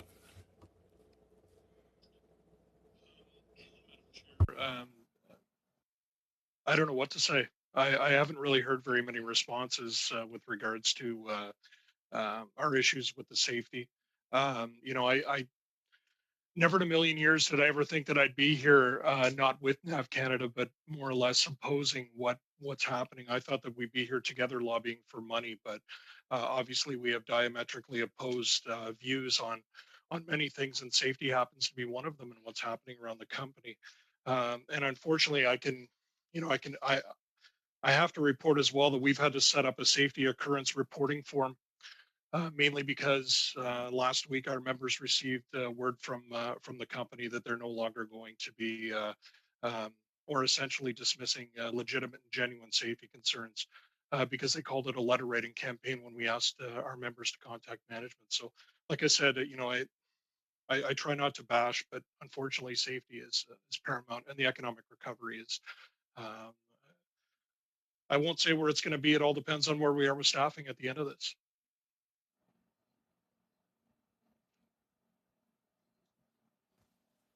Merci. Est-ce que...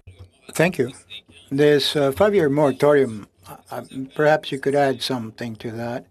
This would be necessary in order to have an in-depth, detailed study and review, governance, safety issues, representation, stakeholder representation, and to make sure, of course, that foremost and forefront, the safety of your employees is also involved. Your comments, please. So I'm assuming this was directed at me. I didn't hear the front end of that.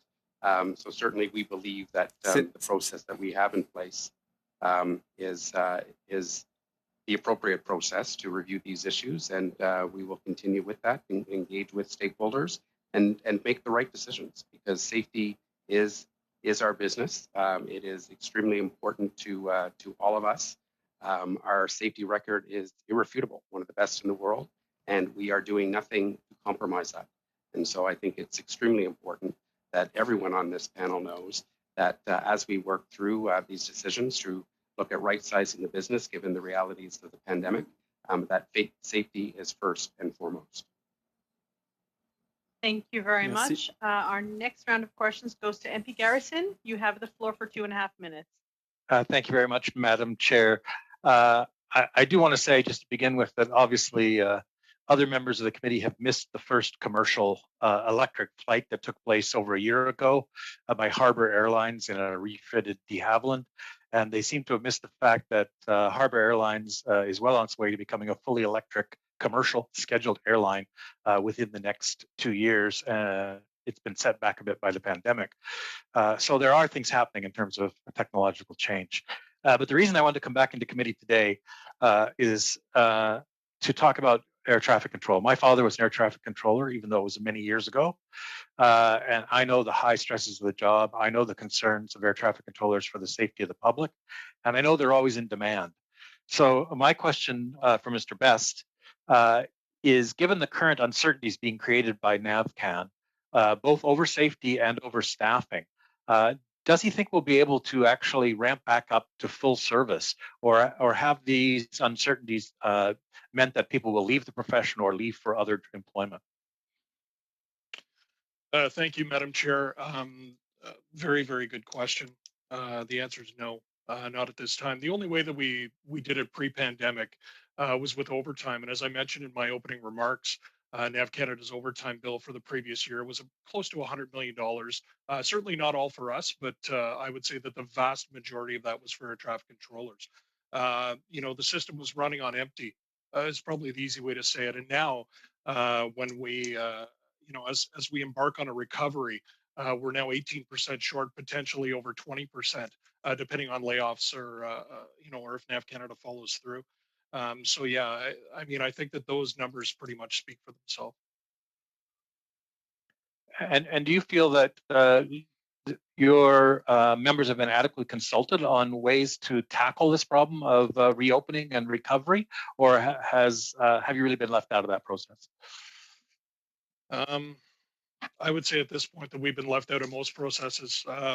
We haven't gone public with anything, and since probably the early 2000s. Now we feel like we're a whistleblower, and it's quite a position to be in. It's certainly not envious, I can tell you that. And no, we don't. Okay, I'm sorry that you end up placed in that position, and I thank you for your testimony today. Thank you. Thank you very much. Our next round of questions goes to Député Généreux. Vous avez la parole pour 5 minutes. 5 minutes, Mr. Généreux. Thank you very much, Chair. I'd like to once again thank the witnesses. It's been very interesting. And I'd like to address my question to Mr. Bain of North Star. In your earlier comments, you indicated that your technology would allow or to overview the physical location and tracking and monitoring of space objects. Are you talking strictly on satellites or perhaps wastes and debris out there? Perhaps it's a silly question, but I'll ask you anyway. No, it's very, very pertinent. In fact, what's very important, a satellite operator, generally speaking, knows full well how he can find his and track his satellite. The 700,000 of Mr. Elon Musk that he wants to launch this year. He's looking at 7,500 satellites.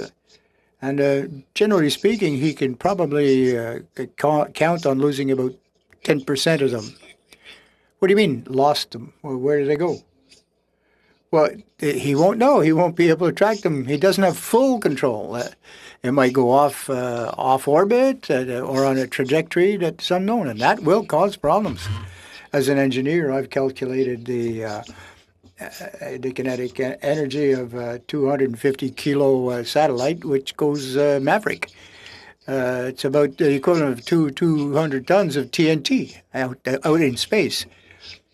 And all of the GPS, weather satellites, they're potential bombs, and we have to manage that.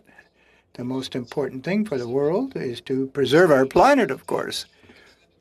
Climate change, we have to observe climate change in real time, and we can do this only with space-placed objects. And if we lose control or proper management of this, it's going to be mayhem. But that's a real danger for the actual travel of these satellites. How many might there be in a 5 or 6 year? Well, here by the end, there'll be 10,000 at least, 100,000 rather. There's about 3,000 right today, but we'll have 100,000 satellites out there. And as you pointed out, millions of debris items that are not really tracked properly or inventoried. We want to provide a map of everything that's out there so that we can allow for proper navigation, avoidance navigation, if you will, things that cause an operational danger to these satellites. I also asked the question to Mr. Labbe earlier as to a national strategy that was placed in past years. Do you consider, for yourself and your enterprise, would you think that a national strategy would be a favorable outcome or important to your sector? Yes, I agree completely with Mr. Labbe. We have to develop a project which supports aeronautical sector overall, particularly given the financial situations brought about by the pandemic. We need support, not only to maintain and manage, but also to innovate and to ensure that we move forward. Strong, secure, engaged. Engaged means engaged with the industry as to realize something that is substantive, sustainable in the sense of environment, of course, but economic sustainability as well. So the government has a major role to play in all of this. Any time left, Madam Chair? I can't see you on screen anymore. I've lost you. Well, Mr. Baines, within a national strategy, well, of course, we have to invest, but what type of funding, what kind of mechanisms? Well, for specifically focused on aerospatial industries, or like Ms. Cianferrani mentioned, to sustain cheap interventions for very good results, very high-end results. Okay, thank you very much. Thank you, and thank you to all the witnesses. Thank you. For the last round of questions, MP Assassi has offered his time to me, so I will turn the clock watching over to the clerk for the sake of transparency. So, Mr. Clerk, if you could set the clock at 5 minutes for me, I appreciate it. Thank you so much. So I wanted just to sort of take a look at what we've heard over the course of this study. I think given Canada's geography, we cannot not support the aerospace industry. We've heard from many people talking about it's not just a question of airlines. We're talking about MROs. We're talking about the supply chain, and the alternative is we don't have the infrastructure across Canada to actually not support the industry. Monsieur Labbé, you mentioned problems with what we would call policy lurch. So, for instance, changes in electoral cycles and changes in governments, and then starting over from scratch. The fact that many of these projects, the R&D take many years, so 5 years, 10 years. The reality is we need sustainable, projectable funding for the industry, and I hear you. When it comes to strong, secure, engaged, and I think that's what the point of the defense policy was, is that to provide a plan for the next 20 years. So regardless of who is in government, that those plans continue based on the needs. And I want to pick up where my colleague MP Erskine Smith talked a little bit about the question of why we need fighter jets. So many of you on this panel will know that I am a military family with 2 children serving in the Canadian Armed Forces. So I know full well exactly what the Canadian Armed Forces are being faced with, the fact that we haven't been able to recapitalize in many years over consecutive governments. So my question is for Ms. Ferrani. You talked a little bit about accelerating procurement. There are opportunities if we were to leverage strong, secure, engaged. Not only do we need to do these projects, not only do we need to recapitalize our military, but this is the smart thing to do in terms of economic and industrial benefits for Canada. Can you talk a little bit about maybe other projects that you think we should be advancing? You alluded to some, but also maybe perhaps with respect to the North Warning System. We know that this is something that also needs to be replaced, and given the Northern Passage and the interest from Russia in our Northern Passage, if you could talk a little bit about some of the opportunities for us to put some of these projects forward and get some of these done. If you could go ahead, thank you. Sure. I mean, it's a bit of a challenge for me to talk specific projects. Obviously, as you can imagine, we do have competitors within the association that would be positioning themselves. So I think I'll talk about it very generally. One is that we need to look at projects that are on book that could potentially be advanced within the cycle, meaning the technology is available, we have capacity in the country, and we can look at Canadian firms that are world-leading key industrial capabilities that could be sourced for those types of technologies, or in partnership with other in other nations. Because when we look at the North Warning System, for example, it is most likely that some of that radar will come from United States partners, and so we need to look at how we could, I would say, promote a partnership type of project that could move it forward, and perhaps even take it out of what we would call the traditional fair, open, and procurement mechanisms, which I would say we're not necessarily against, but we are against the very lengthy 10-year processes that sometimes come with those types of competitive environments, and sometimes not necessarily to the benefit of Canadian firms.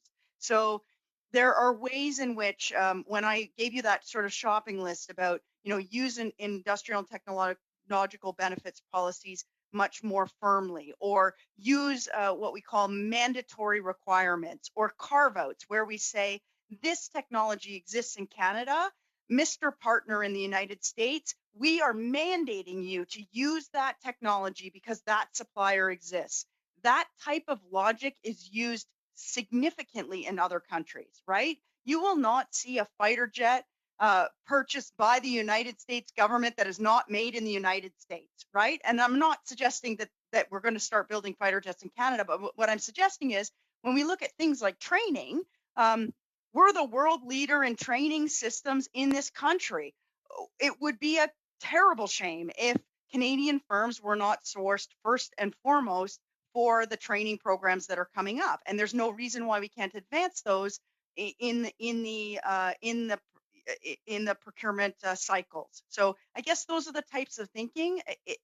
I would say it's not a question of can we do it, it's a question of willpower for us to do it. Thank you very much. And I think I am out of time. I'm looking at the clerk. Sorry, Yeah, I I'm ate up a all your little over. time. No, thank you very much. So with that, that's all the time we have today. I'd like to thank the witnesses for being here, for your frank conversation. And it's apparent that there's a lot of work we have in front of us to look at how we can support the aerospace industry. And with that, again, a big thank you to our interpreters for the work that they are doing, our IT gang, and of course, our clerk and analyst in the room. And with that, I will call this meeting adjourned.